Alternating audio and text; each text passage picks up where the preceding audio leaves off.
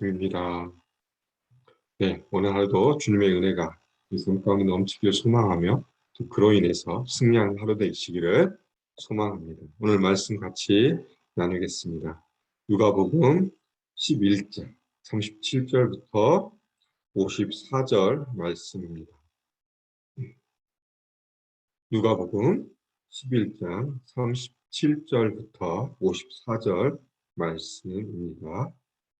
예수께서 말씀하실 때에 한 바리새인이 자기와 함께 점심 잡수시기를 청함으로 들어가 앉으셨더니 잡수시기 전에 손 씻지 아니함을 그 바리새인이 보고 이상히 여기는지라.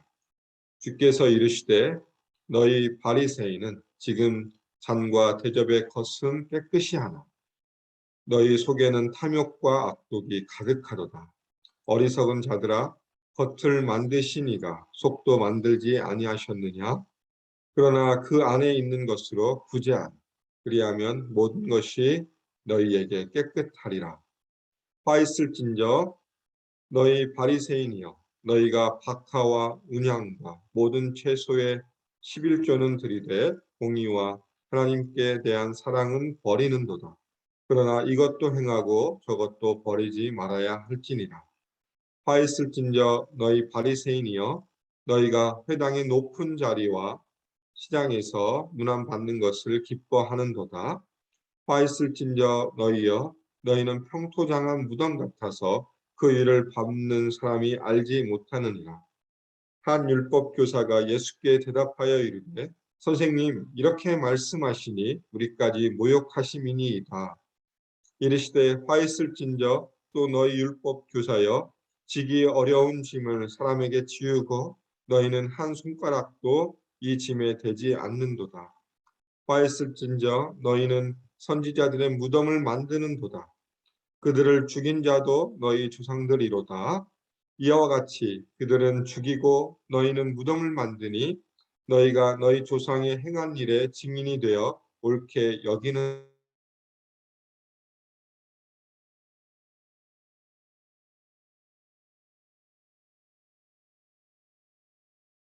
또 박해하리라 하였느니라. 창세 이후로 흘린 모든 선지자의 피를 이 세대가 담당하되 곧 아벨의 피로부터 제단과 성전 사이에서 죽임을 당한 사가랴의 피까지 하리라. 내가 너희에게 이르노니 과연 이 세대가 감당하리라. 하였을진저 너희 율법 교사여 너희가 지식의 열쇠를 가져가서 너희도 들어가지 않고 또 들어가고자 하는 자도 막았느니라 하시니라. 거기서 나오실 때에 서기관과 바리새인들이 거세게 달려들어 여러 가지 일로 따져 묻고 그 입에서 나오는 말로 책 잡고자 하여 노리고 있더라. 아멘. 오늘 읽은 우리가 함께 살펴볼 누가복음 11장 37절부터 54절은 예수님께서 바리새인과 율법 교사를 향하여서 책망하시는 내용을 다루고 있습니다.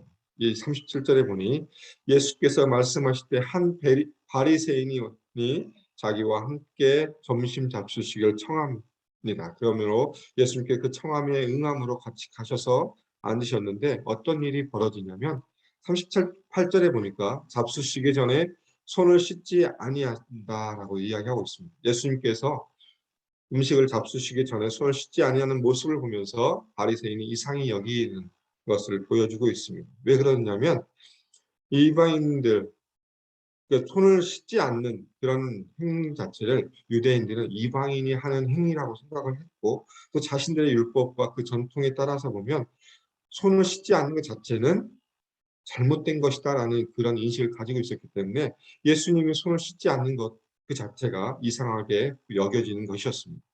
유대인들은 항상 식사 때마다 손을 씻었고 또 음식이 바뀔 때마저도 손을 씻고 음식을 먹었던 그런 전통을 가지고 있었기 때문에 예수님이 하시는 행동 자체가 이 바리새인이 볼 때는 정말 이상하고 왜 예수님이 유대인이면서 이방인의 행동을 하지라고 생각하고 있습니다. 그런 상황 가운데서 예수님께서 이 바리새인을 향하여서 이렇게 이야기하십니다.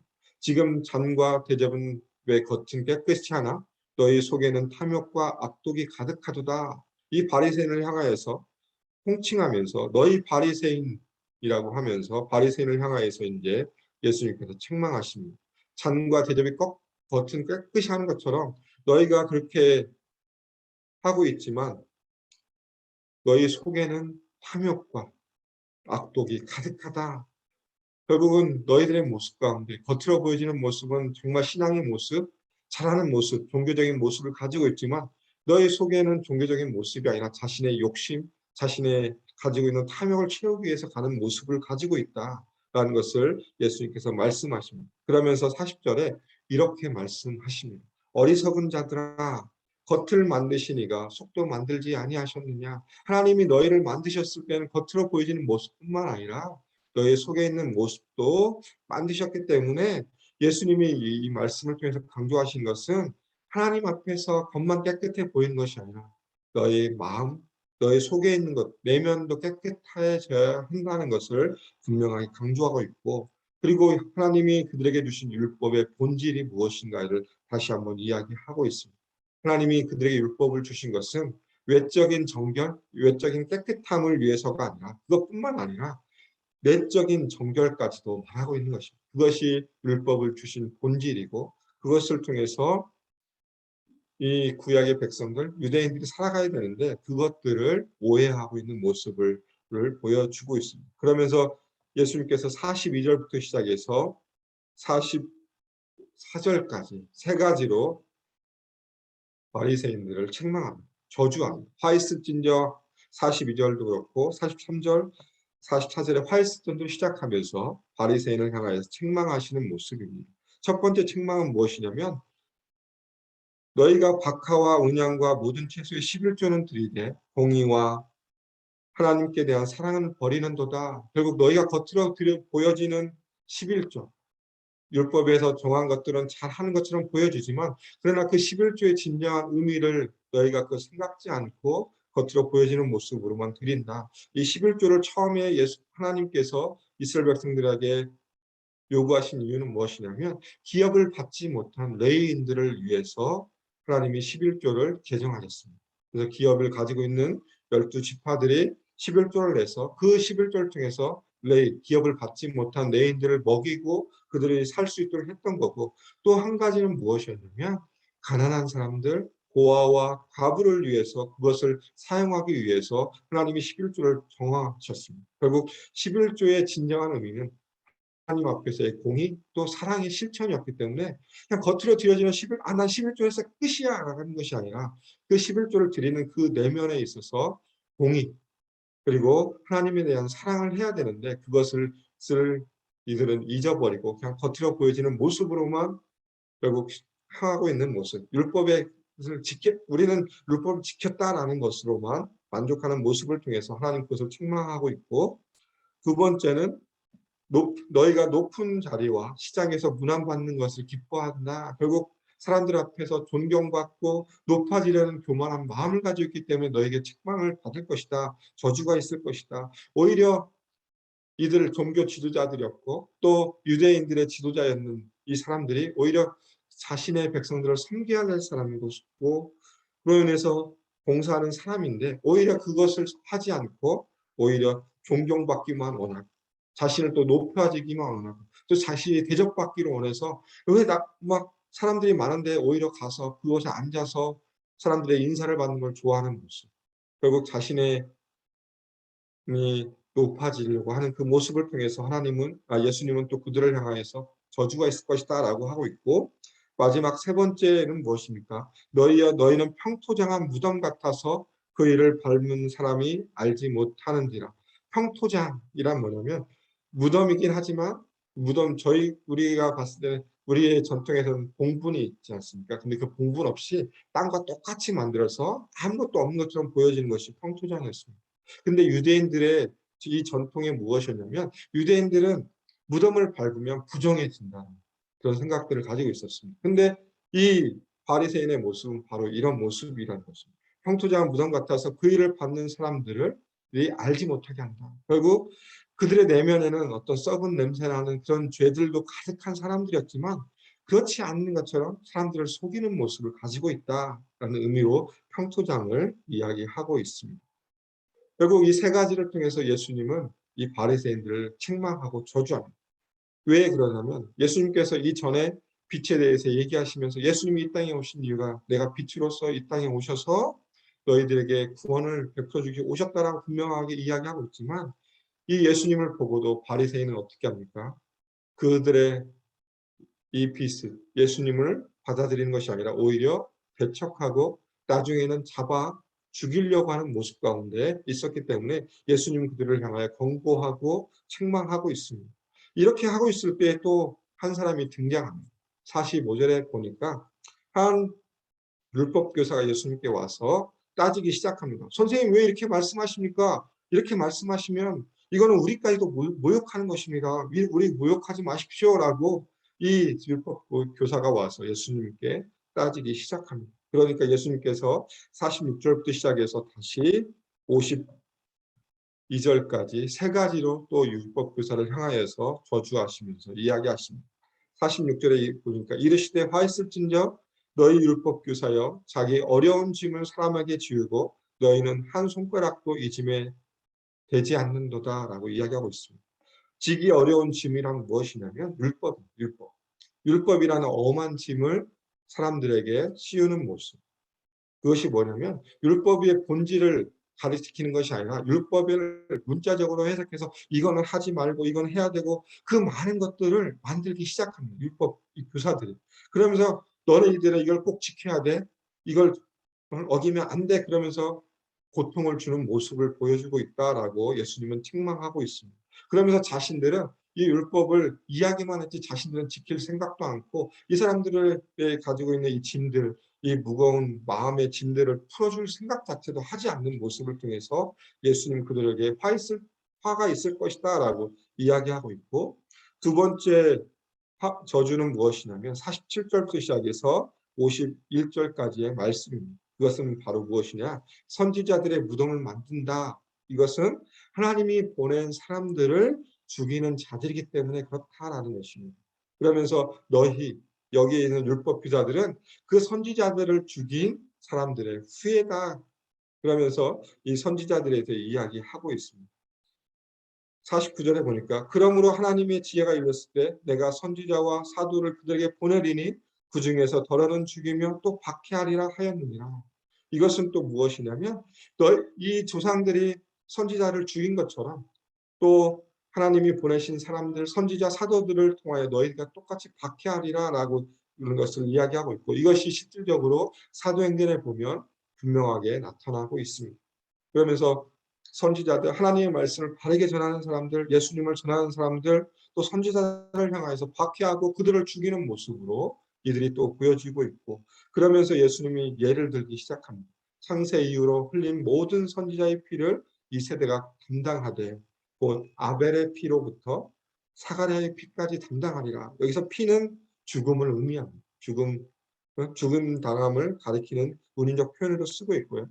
아벨은 창세기에 나오는 의인이었습니다. 가인과 아벨 우리가 그러니까, 창세기 4장에 나오는 것을 통하여 제사를 통하고 또 아벨은 무엇이라고 인정받습니까? 의인이라고 인정받지만 그 의인을 인정받은 그 제사를 통해서 결국은 또 자신이 죽음을 당하는 사람이었고 또 사가랴는 어떤 사람이었냐면 요아스 왕 때 제사장이었습니다. 그가 했던 게 무엇이냐면 왕과 백성들을 향해서 꾸짖었습니다. 너희는 더 이상 우상 숭배를 하지 말라. 하나님을 섬겨야 될 사람들이 왜 하나님을 떠나서 하나님을 버리고 왜 이방의 우상들에게 절하고 그들을 숭배하냐? 이러지 말라. 하나님께 돌아오라라고 외쳤던 사람이었습니다. 그런데 어떻게 했냐면 그 왕이 이 사가랴를 죽여버립니다. 어디서 죽이냐? 여기서 나온 것처럼 제단과 성전 사이, 성전 뜰에서 죽이는 모습을 보여주고 있습니다. 이 기록이 역대하에 기록되어 있습니다. 그러면서 예수님께서 창세기의 아벨, 역대기의 사가랴를 언급한 이유는 뭐냐면 그 당시 유대인이 가지고 있던 성경 구약은 창세기로 시작해서 지금 저희는 말라기로 끝나지만 유대인들의 성경은 역대하로 끝납니다. 그러니까 구약의 시작과 구약의 끝을 대표하는 아벨과 사가를 통해서 이 수많은 선지자들, 하나님이 보낸 선지자들을 너는 죽였다라는 것을 다시 한번 강조하고 있는 것이고, 그렇게 무고한 사람을 죽인 사람들이 바로 너희였고, 또 앞으로 일어날 일들에 대해서 얘기합니다. 예수님을 죽일 것이고, 또 많은 사도들을 죽일 것이고, 또 예수님을 전하는 사람들을 죽일 것이다 라는 것을 다시 한번 이야기하고 있습니다. 그러면서 너희가 이렇게 했기 때문에, 정말 많은 하나님의 사람들을 죽였기 때문에 너에게 저주가 있을 것이다 라고 두 번째 이야기하고 있고, 세 번째는 52절에 나타납니다. 너희 율법교사여, 너희가 지식의 열쇠를 가져가서 너희도 들어가지 않고 또 들어가고자 하는 자를 막았느니라. 여기서 지식의 열쇠는 어떻게 보면 율법을 해석하고 가르칠 수 있는 권위를 또 말하고 있습니다. 그런 권위를 가지고 있는 사람들이 율법을 해석하면서 율법의 본질에 대해서 이야기하고 그 율법을 순종해야 될 사람들이 순종하지 않고 오히려 순종하고 싶어하는 사람들을 방해하는 모습까지도 보여지고 있다라고 이야기하고 있습니다. 오히려 다른 사람들이 하나님의 말씀, 이 율법에 순종하지 못하도록 만들기 때문에 너희에게 화가 있을 것이다 라고 예수님은 책망합니다. 예수님은 바리새인과 율법교사를 세 가지씩을 예를 들어서 책망하는데, 이 책망을 받은 사람들의 반응이 희한합니다. 53절에 보니까 거기서 나오실 때에 서기관들과 바리새인이 거세게 달려들어 여러 가지 말로 따져 묻기 시작합니다. 오히려 예수님께서 너희들이 이런 잘못이 있어라고 했을 때 그들의 반응이 오히려 자신의 잘못들을 깨닫고 회개해야 될 사람들이 오히려 반대의 모습을 보여주고 있습니다. 거세게 달려들어 여러 가지 일로 따져 묻는다. 그리고 결국 예수님의 경고, 예수님의 책망을 듣지 않는 모습을 보여주고 있습니다. 그러면서 54절에 보니까 그 입에서 나오는 말을 책잡고자 하여 노리고 있더라. 그 입은 누구입니까? 예수님의 입에서 나오는 말씀들. 예수님께서 하시는 말씀을 통해서 그들은 예수님을 죽이려고 하고 또 예수님을 어떻게든 자신이 가지고 있는 것들을 보호하기 위해서 예수님을 죽이고자 하는 모습으로 혈안이 되어 있는 모습을 보여주고 있습니다. 자신의 죄를 오히려 돌아보는 것이 아니라 오히려 그렇게 얘기한 사람을 죽이려고 하는 모습으로 이 서기관들과 바리새인들은 반응하고 있는 모습을 보여주면서 오늘 본문을 마무리하고 있습니다. 오늘 본문을 살펴보면서 전 두 가지를 같이 좀 나눴으면 좋겠습니다. 첫 번째는 결국 우리가 신앙생활에 있어서 우리도 어떤 생활을 해야 될 것인가. 그것은 겉으로 보여지는 신앙생활 뿐만 아니라 우리 내면에 있는 모습, 진실로 우리가 하나님을 사랑하고 이웃을 사랑하는 그 마음을 통해서 우리 내면을 늘 새롭게 해야 되고 우리 속도 알차게 만들어야 된다. 표리부동한 사람이 아니라 겉과 속이 똑같은 사람으로서 우리의 신앙생활 가운데 살아가야 된다. 내가 그리스도인으로 살아간다는 것은 나의 행동뿐만 아니라 내 마음 자체도 내가 그리스도인으로 살아가야 된다는 것을 얘기하고 있고, 두 번째는 무엇이냐면 이 서기관들과 바리새인의 모습과는 반대되는 모습을 가져야 된다고 생각되어집니다.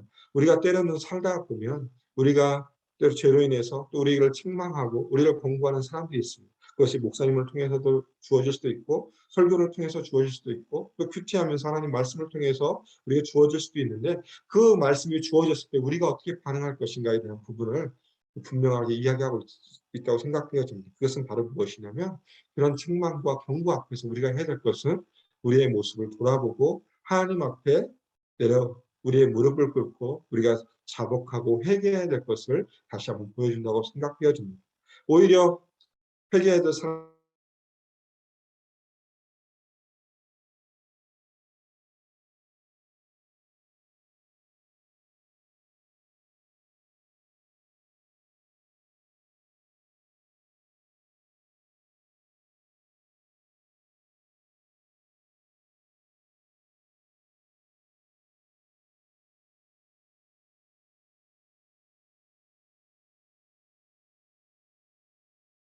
모습을 돌아보면서 내가 하나님의 사람으로서 온전히 살아가고 있는지, 예수님의 사람으로서 예수님의 제자로서의 삶을 살아가고 있는지 다시 한번 점검하면서 혹시 그렇지 못하다면 다시 한번 내 삶을 돌아보며 주님 앞에 회개하고 다시 한번 결단하고 믿음의 고백 가운데 나아가는 하루 되시기를 주님의 이름으로 소망하며 축원합니다. 기도하겠습니다.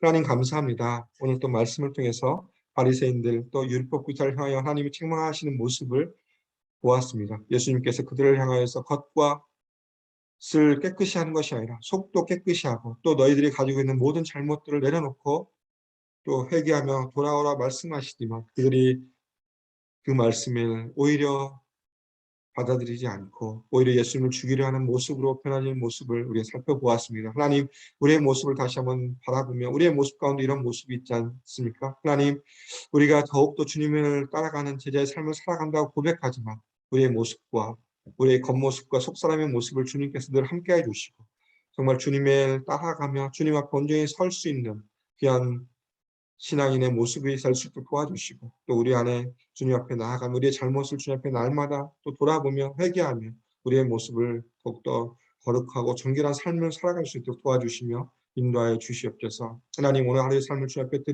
또 나아갑니다. 하나님께서 성령의 충만함을 허락하여 주시고 또 주님의 은혜를 통하여서 오늘 하루 넉넉히 승리할 수 있도록 주님께서 붙들어 주시며 인도하여 주시옵소서. 주님 감사합니다. 예수님 이름으로 기도드립니다. 아멘. 이 시간 우리 함께 합심으로 기도하겠습니다. 오늘 말씀을 기억하시면서 기도해 주시고 우리 교회 비전을 위해서 기도하겠습니다. 예수산책 AKPC 말씀 공동체, 제자 공동체, 미셔널 공동체로 아름답게 우리 교회가 서줄 수 있도록 기도해 주시고 또 모든 리더십들과 애쓰고 수고하는 모든 분들이 성령 충만한 가운데 이 합심으로 나아갈 수 있도록 기도해 주시고 세 번째, 다음 세대를 위해 기도해 주셨으면 좋겠습니다. 가스펠 프로젝트를 통해서 온 세대가 말씀으로 하나 되어지고 특별히 우리 다음 세대들이 말씀 가운데 온전히 세워줄 수 있도록 기도해 주시고 유스 페스터를 위해서 기도해 주시기를 부탁드립니다. 네 번째 기도해 주실 것은 내일 있을 토요 무릎 기도회를 위해서 기도해 주시고 또 주일에 있을 목자 목녀 모임 가운데 함께 해달라고 기도해 주시고 또 결산 공동의회를 위해서 기도해 주셨으면 좋겠습니다. 마지막으로 우리 선교사님들을 위해서 기도를 부탁드립니다. 탄자니아 서정옥 선교사님 또한 우리 목장에서 후원하고 또 기도하는 선교사님들을 기도해 주시고 또 투병 중인 성도님들을 위해서 기도해 주시기 바랍니다. 김상훈 집사님, 손효순 집사님, 찰스 토마스 성도님, 김기원 권사님, 조현철 집사님 그리고 또 우리 주위에 있는 또 아픈 성도들을 위해서 우리 합심으로 기도하고 일상의 삶으로 나아가겠습니다. 기도하시겠습니다.